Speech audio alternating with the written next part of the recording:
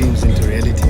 Emotions and money do not go hand in hand. The biggest project currently working on right now is the monetary value on that is north of the 100 million.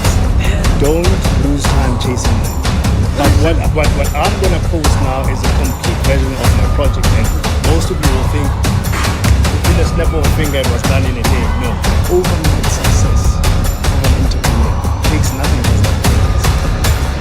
All the youth must stop gambling. In today's video, guys, we're gonna be asking some couple of few millionaires, how do you make your first million, like how they got rich. So please make sure you watch the video to the end, subscribe to my channel, and also comment down your thoughts on the video. But anyways, yeah, let's go.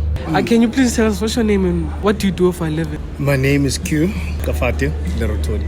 I sell dreams for a living. What do you mean you sell dreams for a living? I'm an architect. Okay. So I turn people's dreams into reality. The shop that we're in is part of my creation. Really? Yes, sir. That's my client behind us. Growing up, I used to like putting things together. I built things. I just picked things up and then I'd just build things.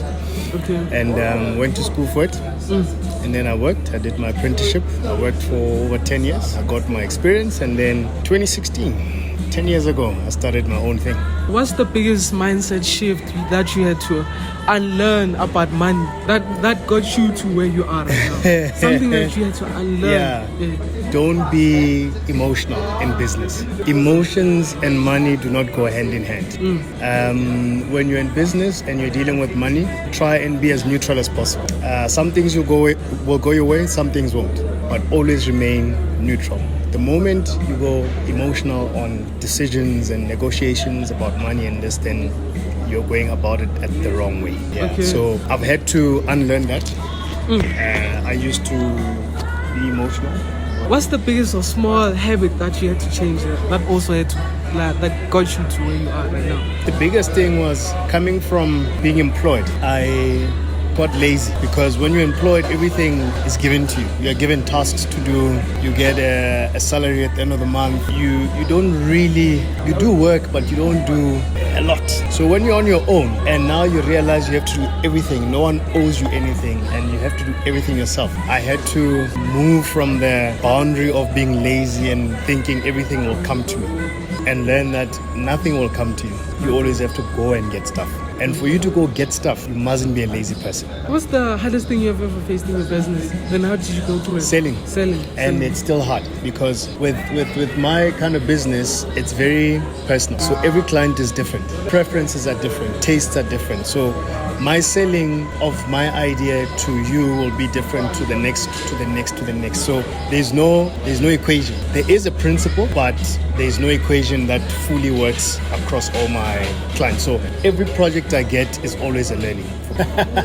So I collaborate with a couple of other architects and designers. The biggest project I'm currently working on right now is in Lesotho.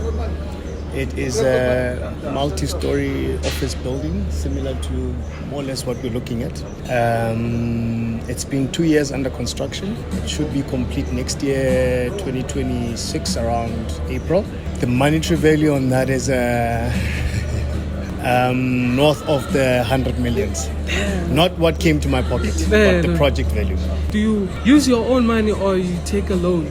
How do you able to finance? So I'm on the design side, so that will be answered mostly by the ones receiving what I design, right? Being the end user being the homeowner. So you do find two kinds of clients. One who finances out of pocket, right? Wherever they get the money, we don't know. And ones who use the bank. So the bank is a loan. The loan gives them the money, they build, they finish. Others, they may have had savings, then they use their own money. What's one money lesson you think schools should teach? Respect money. You know, we were born, you found money here, we're gonna die, we'll still find money here. Don't lose time chasing money. Easier, you know, in the context of the world that you guys are living in is, you guys are living in a fast life where everything comes to you within a press of a button.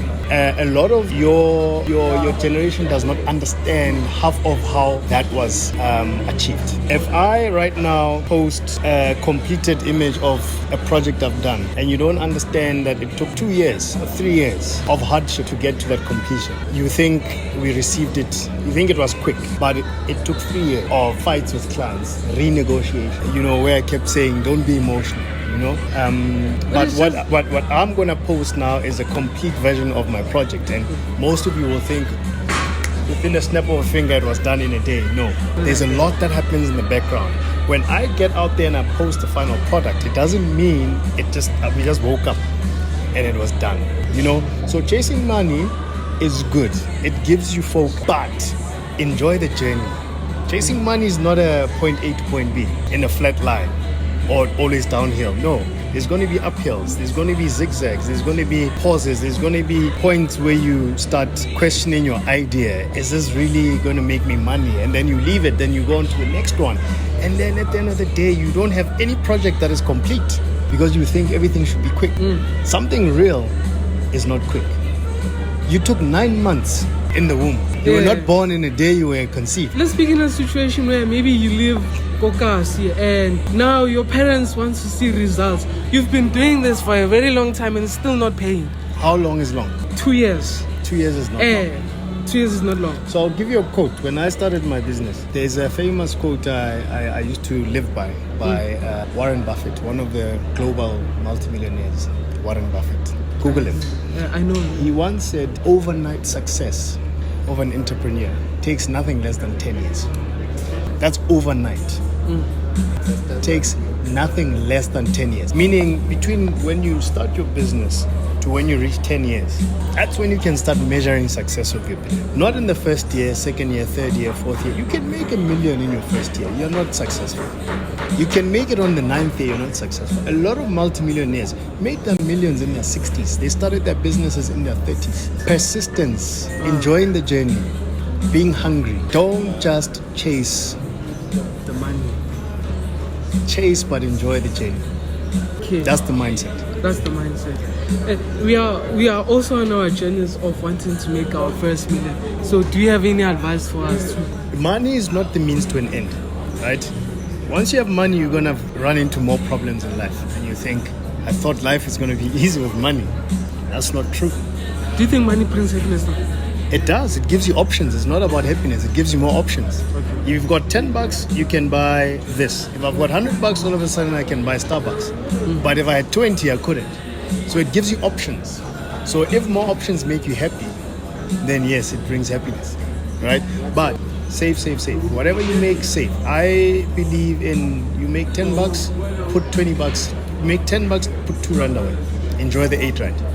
Right, savings also, our life expectancy has become less and less. We are dying younger and younger, right? So you don't want to die chasing and saving and not enjoying the bit of the money you make. So when you get 10 rand, take that 2 rand and go buy sneakers, go get your haircut, go get your bling, whatever, so that when you're in your hustle, at least you hustle in confidence that, hey, I bought something out of that $10 I made yesterday. So don't make $10 and invest all the $10. Speaking about investments, what's your favorite type of investment? My favorite type of investment? Property. I guess I'm in the property space.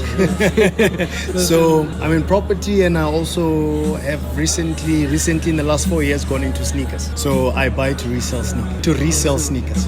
Buy exclusives and then I resell them in the resale market. So that's pretty much quick investments type of thing. But long-term investments, property. I know a lot of people don't want to disclose this, but it's cool if you don't want to. What's for motivational purposes? How much have you made in property?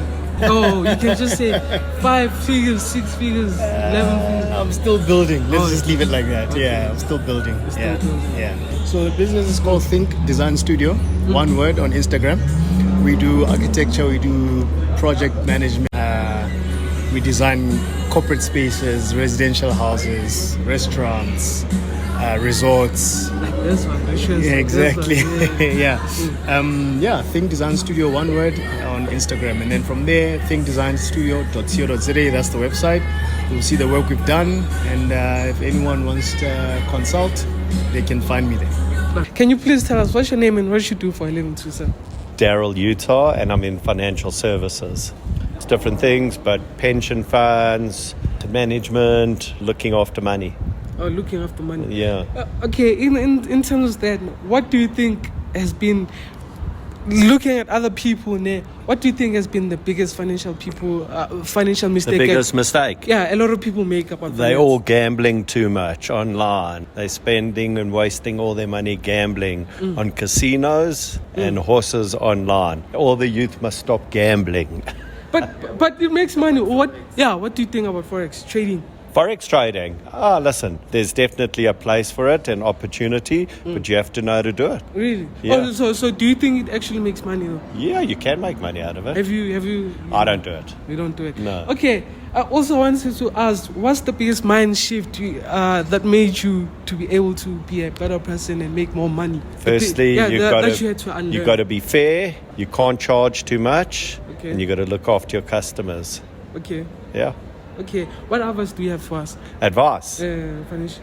carry on fighting in a good way, and you'll make some money. For someone who's young as me, what's the best financial skill we could learn? You first got to study. Make sure you go to university or do online courses or study. Then you got to be prepared to work hard, get up early, and you mustn't do what everybody else is doing. You must do the correct thing. We want to make $1 million one day. So can you give us advice on how to make $1 million? Work hard. Work hard. Yeah. All right. Thank you. Sweet. Thank you.